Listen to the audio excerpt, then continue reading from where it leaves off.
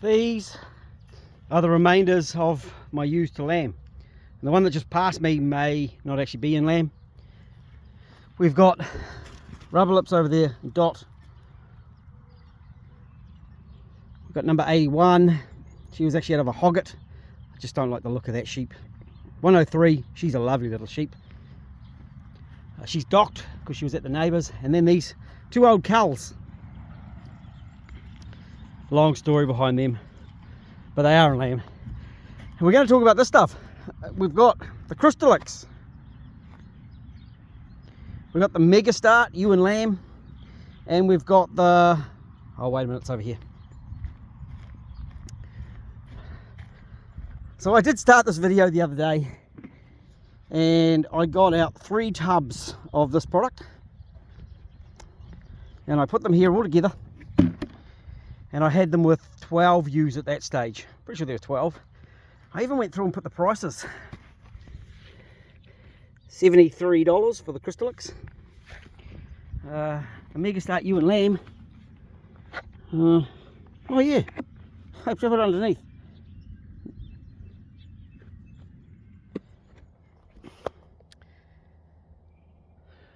Well, that didn't quite go to plan, did it? We were going to talk about this stuff. Yep, the Drysdales, the Mega Start, and let's see if I can get it. Seals Winslow Lamma Max. I've got prices on there. 94, 99, 54, 74, and 73.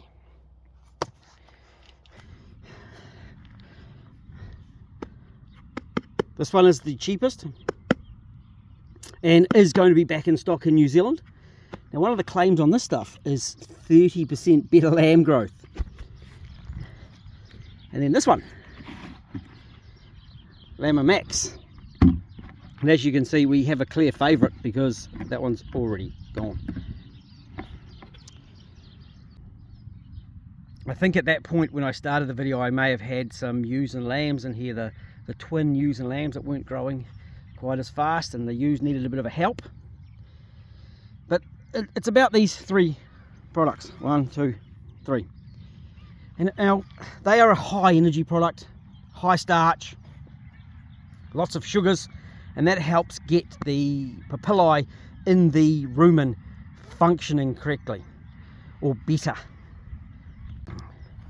Now, as a note, I always have a salt lick for my sheep. So there's always salt blocks in front of them.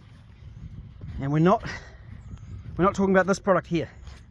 So this product is a mineral block. Yes, it has some energy, but it's more focused on the mineral side of things. And my sheep won't eat that as much as the other products. And they, well, it depends on the mob of sheep actually, because my hoggets, my growing replacements, they nailed one of these tubs in about, there was 15 of them in the mob, and it took them about 6 months maybe to nail one of these.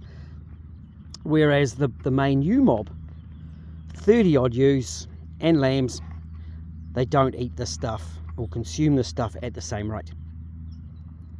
And that's just as required. My girls eat quite a lot of salt throughout the year. And then coming up to lambing, I try to have one of these sorts of products. That one, before lambing, they always eat faster. That one's always a little bit slower. That one is the first time I've used it. I've just moved the last 6 ewes to lamb out of this size paddock. That's a 1/4 hectare because the grass will manage to keep up with them or outgrow the ewes, and I'll try to watch that condition. I've got till the 25th of September for those ewes to have had their lambs, and one might be empty. But those blocks there are going to follow those ewes, and at some point they will go into the mob of lambed ewes as well. Interesting to note too that I had a couple of ewes away from the blocks for a few days, a couple of hoggets that are lambed. As soon as I put them with the blocks, they migrated to the blocks, spent 10-15 minutes there. That was the Lamma Max, and then headed off to graze pasture.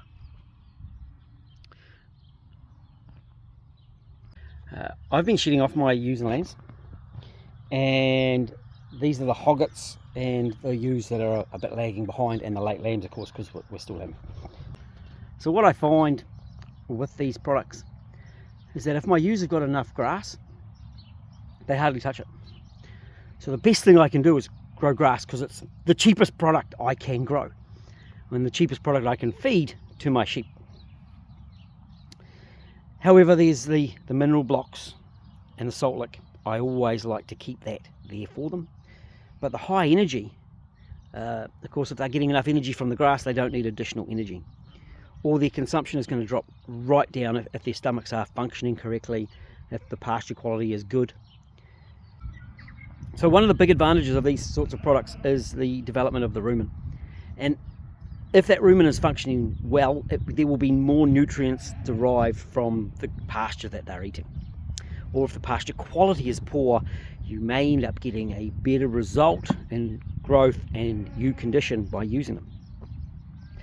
But it is expensive by my maths, and I'd be really interested to see some other people's calculations. Now, I can calculate the cost of these really easy, but what about the secondary benefits? There's going to be some animal health benefits from these sorts of blocks.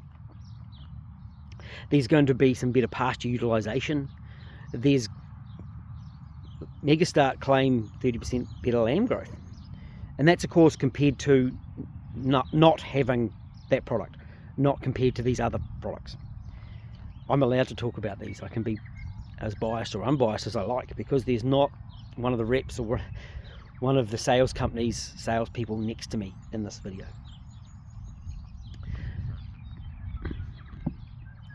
I have found an article, and I'll put it in the description, for the Crystallix. And what they did there is they compared that with a pellet, compared with not giving any supplement, and calculated the additional lambs that survived, and the pellets and the higher energy block were very similar. However, they concluded that one was easier to work with, the labour costs were less, all those sorts of things, because you can drop the block in the paddock and head away, where pellets, generally, to get the benefit, you need to feed every day. Now, this is the second year I've actually tried putting, well, I had 2 products last year. This year I've got the 3rd product out for my sheep, and the results were the same. The Lama Max was the first to disappear. However, last year, really interesting, I left the blocks after lambing, and the ewes swapped from the Lama Max to the Crystallix product. Clearly there's something different in the composition of them that they preferred the other product. The ewes I've got shed off do have a Lama Max with them at the moment, and as I said, the consumption of that's gone right down. They've got the best feed on the farm, because I'm wanting to push those later born lambs to try and catch them up to the older lambs, because they're getting weaned a lot at a lesser age. What I'd really like to know is, do you use these products? Do you have a preference of the products? And have you done a costing? Well, a cost benefit. So both sides of the equation, both sides of the ledger, not just the costs, but the benefits. And can you measure them? Or do you have links to studies where people have used these and provided a benefit? Now, the Crystallix study was done on a triplet mob. Great study, not knocking the study, but could the results be duplicated with a twin mob? That would be, or a singles mob. Could we see a benefit to it? Or do we just utilize it for those ewes that need that extra pickup? Now, one extra interesting thing that I had is I had a ewe with a goiter. Now, I don't do an iodine injection. I rely on these sorts of products and the salt licks to supply those minerals and the iodine to my sheep. And I got that ewe in, and these blocks have been with the mob the whole time. They've had the salt lick and the mineral lick. But that was that ewe that hung right at the back of the paddock. She didn't come up to the front. As soon as she came up into the small paddocks from the gully, she was straight into these blocks, and she pretty much lived very close to those blocks for a few days. Probably 5 days later, the goiter under a chin was gone. So I didn't have to give additional treatment to that ewe, just sorted, done by providing blocks. But as I said, the thing I'm most interested in is whether you use them, do you have a preference, and that cost benefit analysis, the true benefits. Is it lambs born, is it ewe health, is it reduction in other animal health products, other treatments that you've been able to substitute because of that? Are you able to stock more sheep because of it? Have you compared with silage or hay as a supplement? All those sorts of things. I've done my costings. It's still quite pricey, but I'm still using it because I do feel there's some secondary benefits that aren't in my cost analysis. We're about a month later. This is where those tubs of supplement were. And this is the same mob of ewes, and of course there now are a few more lambs. So this is my hogget mob, and it's got a couple of cows in here as well. That ewe actually had triplets. But we're all done with the lambing for the season, and this paddock's had time to recover. I haven't cleaned the whole paddock with the cattle, just cleaned that spot there. And I've got the same tubs of supplement with them. Sheep mineralic, very similar. Crystallix is about half gone. The Megastar ewe and lamb is about half gone. And the salt, they love tipping out. I need to bring more. So that is being consumed quite a bit still. But the consumption of these products has reduced a lot because of this stuff. Look at that, we've actually got grass at the moment.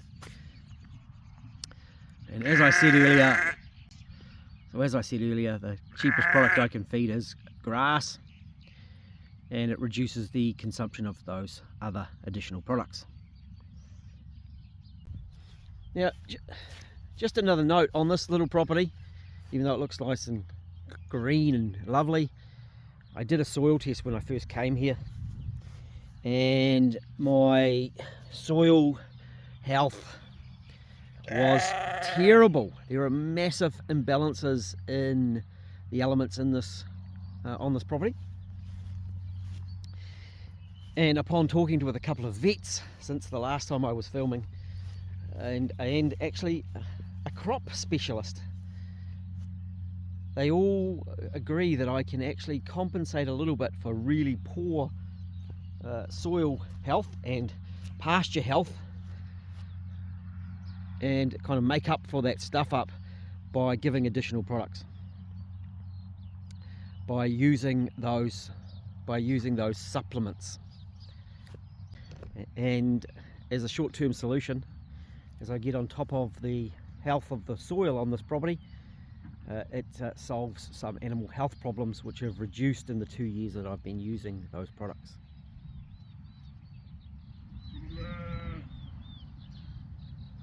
So I'd love to hear what your thoughts are.